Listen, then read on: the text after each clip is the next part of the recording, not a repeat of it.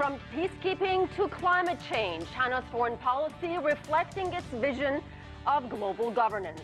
As its influence grows, how will Beijing balance its policy of non-intervention with its international obligations? Hello, everyone. I'm Asiye Namdar, filling in for my colleague Anna Naidu, and you're watching The Heat.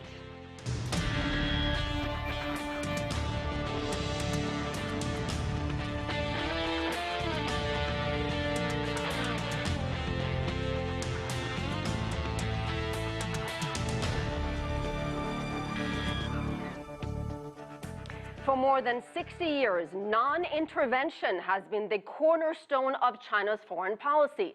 But the rules aren't always clear-cut. Let's take a closer look.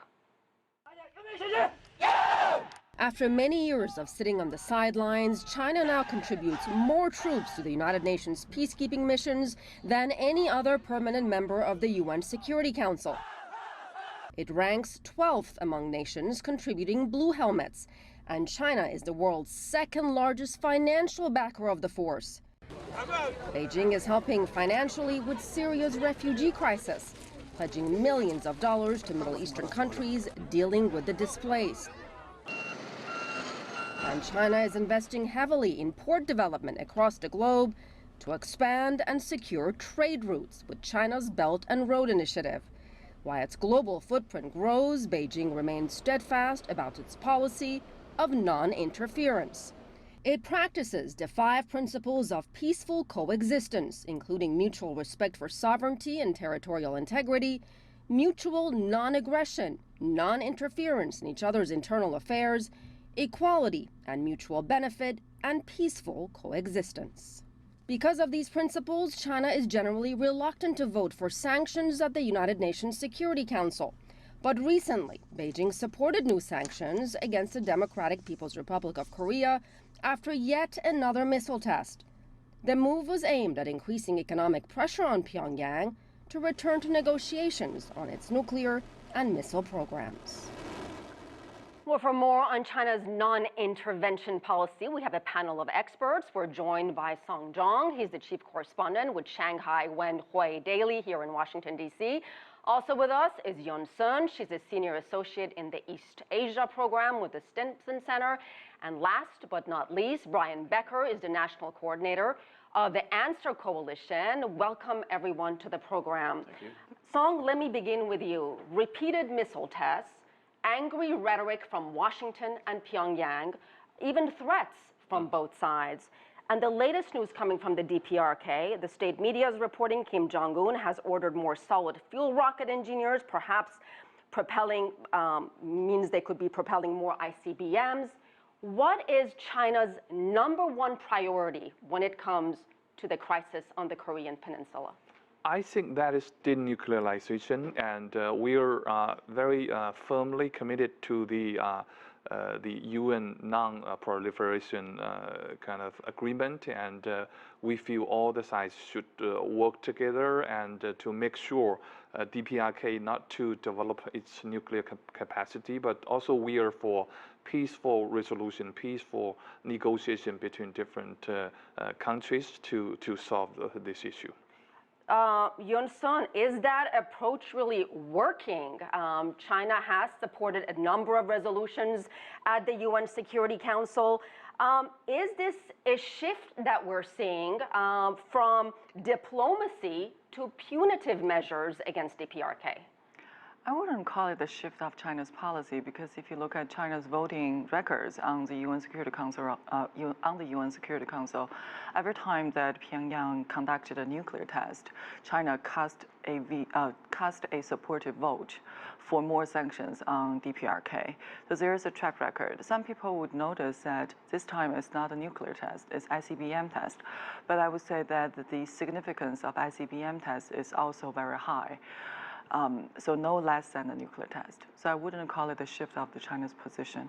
Brian, let me turn to you. If you talk to the Trump administration, they will tell you China appears, is able but unwilling to do more when it comes to tensions and diffusing the crisis with DPRK. China says, this is not all on us.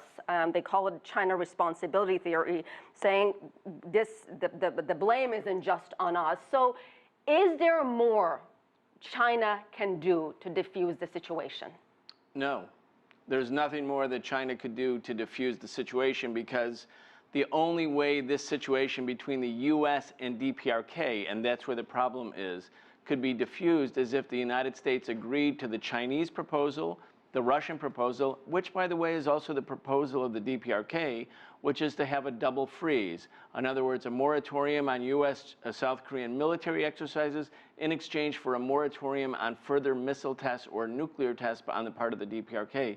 That kind of reciprocity would allow the two sides to really talk and to make real progress. The North Koreans have offered this now 3 years in a row.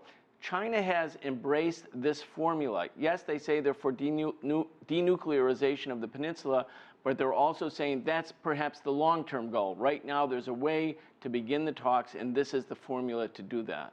What about more economic pressure, Yun-sun? China is DPRK's main source of food and energy, and I know there are also humanitarian concerns here. Yeah, so there are two types of economic engagement we usually talk about. One is trade and investment. So those are pretty much under the sanction by the UN Security Council after the piled up sanction resolutions. The most recent sanction resolution basically forbids all the large items that we see on the Chinese import list from North Korea, including seafood, iron ore, lead ore, and coal. So what's left really on the table that a lot of people here are criticizing is the Chinese assistance, aid in terms of food and energy supply to North Korea. Then that gets into the tricky area of whether it is politically correct to cut off the country from its food assistance because the government is conducting nuclear tests. I think China's position is we should not punish North Korean people for what the North Korean government has done. So a line should be drawn. And Song, the U.S. would argue it's really, after not hurting the North Korean people, it wants to send a message to the North Korean government. So what is your take? Do you agree with what Yun was saying? Yes, I would agree with him, and I think the bottom line is that the United States needs a kind of diplomacy to negotiate with North Koreans. The Americans say the North Koreans are not showing any interest in coming back to the negotiating table. No, that is not true. I think North Korea has repeatedly said they are willing to return back to the negotiation table. But I think that the difficulty now is USA is asking the North Korea to return back to the September 19th of 2006 that the nuclear deal reached by DPRK with other members on this issue. That means the American government wanted the North Korean government to commit to denuclearization as a precondition. So that's very difficult for North Korea. They may agree to finally talk about this issue, but they are not ready to put it on the table at this moment. They want to talk about double freeze and immediate kind of reconciliation. Well, let me quickly go back to Brian. Why do you think this two-prong approach proposed by China and backed by the Russians, why is that not getting enough traction in the international community, convincing DPRK to stop its missile program? In return, ROK and the United States would stop their military exercises, and eventually everybody would go back to the negotiating table. Why is this not getting enough attention? It's not getting enough traction because there needs to be a change in policy right here in Washington, D.C. All wars have a beginning. Almost all wars. But Brian, this problem didn't start with the Trump administration. Almost all wars have an end. This war has never ended. The North Koreans have said over and over again, instead of an armistice which brought the military hostilities to an end in 1953, there should be a peace treaty and the normalization of relations. If the United States engages twice a year in military exercises that simulate the destruction of North Korea, something that actually happened in North Korea in 1950 and 51, the North Koreans will continue to say, well, that proves our point that we must have nuclear weapons for our defense. They won't go off of that position unless there's some change in the political relationship between the U.S. and the DPRK. They lost 4 million Koreans during the Korean War between North and South. They're not going to go there again. They think this is existential for us, for our security. What should the United States do if it wants to solve the crisis? Say, okay, let's test them. Let's see if there's reciprocity and put a freeze on this nuclear and missile technology program. Otherwise, we could look at 5 years, the North Korean missile technology program and nuclear program will be that much further advanced. The way to move is to move now. So many more questions I want to ask you on DPRK, but unfortunately, we got to move on to Djibouti. Song, I'm going to begin with you. China opened its first overseas military base in the Horn of Africa in Djibouti. How does this factor in with its non-intervention policy around the world? First, I think China will not call that one in Djibouti as a military base, and I think the official name China is giving is, I think, logistic supporting facility, and I don't think China. Are there any military personnel there?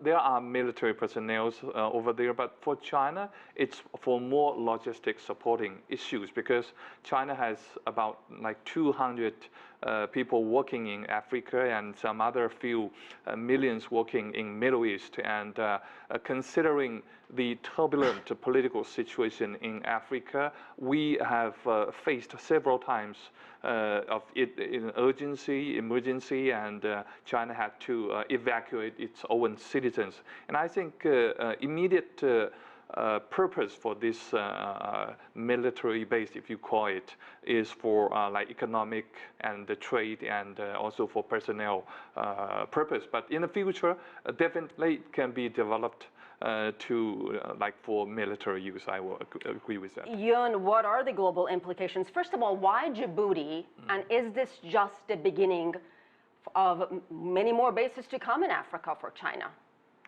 I think Djibouti is not only the beginning of the Chinese foot in the door in terms of Africa, but it's also the first Chinese naval facility overseas, and it probably would not be the last one.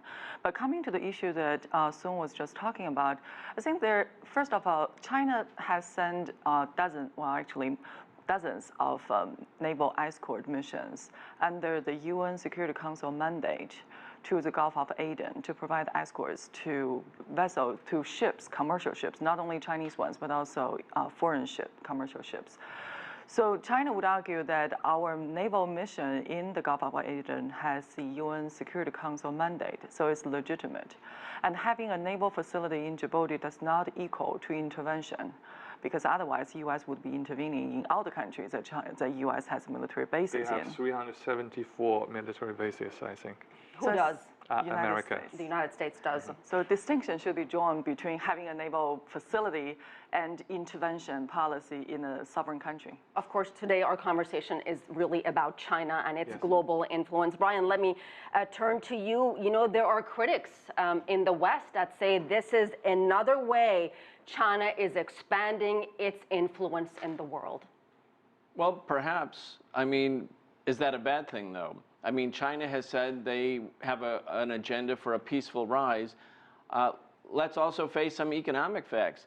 Since 2009, China has surpassed the United States as Africa's biggest trade partner. And the reason for that is that African companies and African governments see in the Chinese business negotiating position something that's actually favorable compared to the Western and American driven model, which is based on how to maximize corporate profits for the entities that's going to invest.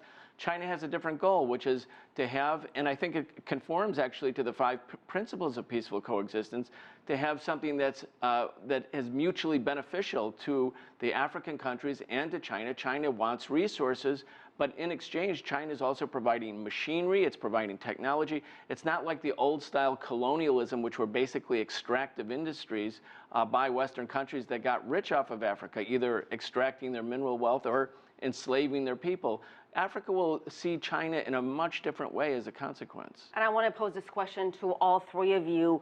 As China expands its trade and investment in Africa, what does it mean in terms of peace and stability in the region? Song, let's begin with you.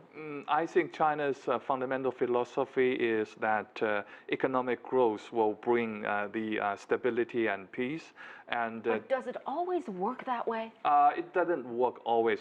It has to come together with like military assistance and good governance. But China's philosophy is that at least it's a kind of good thing for the African continental, and I think they're willing to go further. And we have already seen a lot of effects. I think positive effects.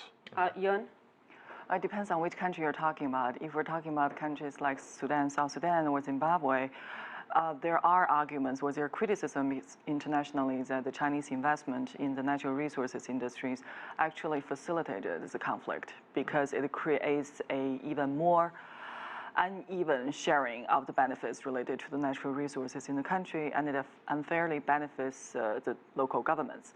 So there are those criticisms, but I also agree that the basic fundamental creation or the development of infrastructure does benefit the local people. And whether the local people and the local governments can actually develop the sound policy to make use of the infrastructure and to develop their industrial capacities, that's a different question. But the Chinese would argue that, well, we are first of all here to build the infrastructure. And then one of the top priorities the Chinese government is pursuing with Africa these days is the cooperation on industrial capacity. So the Chinese are pushing their industry, for example, the manufacturing businesses, to go to Africa to tap into the rich labor resources that Africa has to offer. So does that in the long run have a peacemaking and stabilization effect? I think it probably will, but I know there are a lot of criticisms at the same time. We'll just have to see. Criticism and a lot of problems and conflicts in Africa. Brian, let me turn to you in terms of peace and stability and China's involvement in Africa. Well, I think that China has been a stabilizing force. I think in some ways, perhaps China, in its effort to make good relations with the United States, went along with the United States in the case of Libya, an important country in the northern part of Africa. China abstained on Resolution 1973, which authorized the use of force to protect civilians. But the NATO countries, the United States, Britain, and France in particular, took advantage of that humanitarian resolution to carry out the use of force to destroy a government, to carry out regime change in Libya. That's not something that China really was signing on to, nor was Russia. Both of them abstained. When you look at the colonizing powers, which are the Western European powers and the United States, the borders of Africa have been created for colonial purposes and colonial interests, and many of the divisions and contradictions that exist are as a consequence of that legacy. China is not part of that legacy. China is part of the developing world and part of the anti-colonial world, and I think the African people, in the main, of course there are contradictions and differences, will see China in that light, a very different light than the way they see the Western countries. All right, so much more to talk about, more of our conversation right after a short break. Stay with us. You're watching The Heat.